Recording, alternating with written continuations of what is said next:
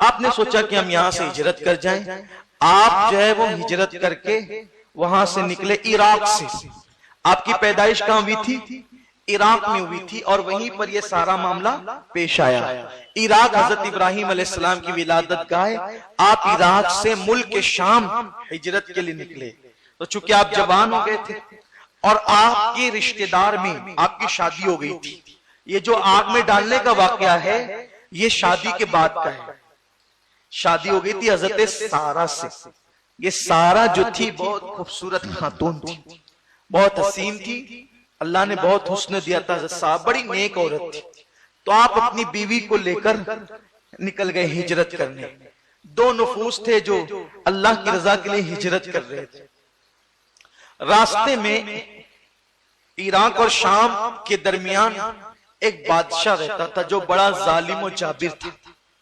تو اس کو جب پتا چلتا تھا کہ کوئی میاں بیوی کپل جا رہے راستے سے سفر کر رہے ہیں تو وہ عورتوں کو چھین لیتا تھا اور ان کے ساتھ زیادتی کرتا تھا، ظلم کرتا تھا، زنا کرتا تھا. اور سارا حضرت ابراہیم علیہ السلام کی بیوی اتنی خوبصورت، گویا کہ اس دور کی سب سے خوبصورت عورت تھی حضرت سارہ رضی اللہ تبارک و تعالی عنہ. تو جب یہ چلی تو سپاہیوں نے پکڑا دونوں کو. تو حضرت ابراہیم علیہ السلام سے کہا یہ کون ہے؟ تو آپ نے فرمایا یہ میری بہن ہے.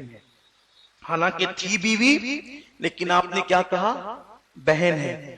3 موقع ایسے آئے، 3 موقع کہ ان 3 موقعوں پر ابراہیم علیہ السلام نے زو معنی بات کی. حضرت ابراہیم علیہ السلام نے 3 موقع پر زو معنی بات، یعنی 2 معنی کے، کہ وہ تھی بیوی لیکن کیا کہا؟ بہن ہے. کیونکہ تھی آدم کی بیٹی، اس رشتے سے تو ہر عورت دوسرے مرد کی بہن ہی ہوتی ہے.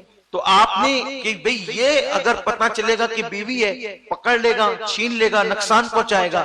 تو آپ نے کہا بہن ہے. حضرت سارہ سے کہا کہ اگر وہ پوچھے تو یہی کہنا کہ میں ان کی بہن ہوں. مراد لینا کہ دینی بہن ہوں، آدم کی بیٹی ہوں، اس رشتے سے بہن ہوں. اور ایک مقام پر آپ نے فرمایا جب کفار آپ کو میلے میں لے جانے لگے تو آپ نے فرمایا کہ میں بیمار ہوں. اور بیماری سے مراد آپ نے یہ لیا کہ میرے دل میں جو ہے وہ اللہ تبارک و تعالی کے عشق کا مرض ہے. گویا کہ مرض عشق کا بیمار بھی کیا ہوتا ہے، جتنی کرتا ہے دوا درد سوا ہوتا ہے.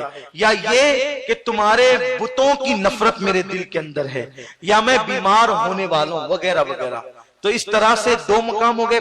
اور تیسرا مقام، ایک مقام یہ کہ آپ نے کہا کہ میں بیمار ہوں. ایک مقام یہ کہ جب بتوں کو توڑ دیا تو پوچھا کہ کس نے توڑا؟ تو کہا اسی نے توڑا ہوگا. تو زو معنی آپ نے بات کی. اور تیسرا یہ کہ آپ نے اپنی بیوی کو دینی بہن مراد لے کر کے بہن کہا.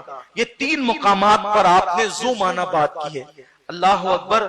لیکن اپنا حال تو یہ ہے کہ ہم لوگ اکثر منطقی بولتے رہتے ہیں.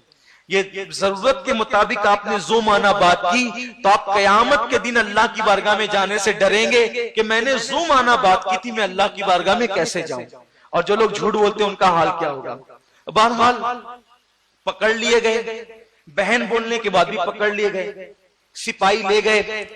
جب حضرت سارہ کا حسن دیکھا تو بادشاہ جھٹا آپ پر. تو جیسے ہی آپ کے قریب اس نے معاذ اللہ ہاتھ بڑھائے اس کے دونوں ہاتھوں پہ فالج ہو گیا. تو اس نے کہا کہ یہ عورت بہت نیک ہے اور اس کی اللہ تک پہنچ ہے. تو کہا کہ تو دعا کر میرے ہاتھ اچھے ہو جائیں. تو آپ نے دعا کیا اور ہاتھ اس کے اچھے ہو گئے.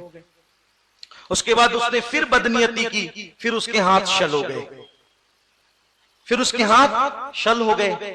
اللہ اکبر. پھر حضرت سارہ نے دعا کی تو اچھے ہو گئے. پھر اس نے تیسری بار بھی ایسے ہی کیا، پھر اس کے ہاتھ شل ہو گئے. تب اس کو لگا کہ ایسا نہیں کرنا چاہیے.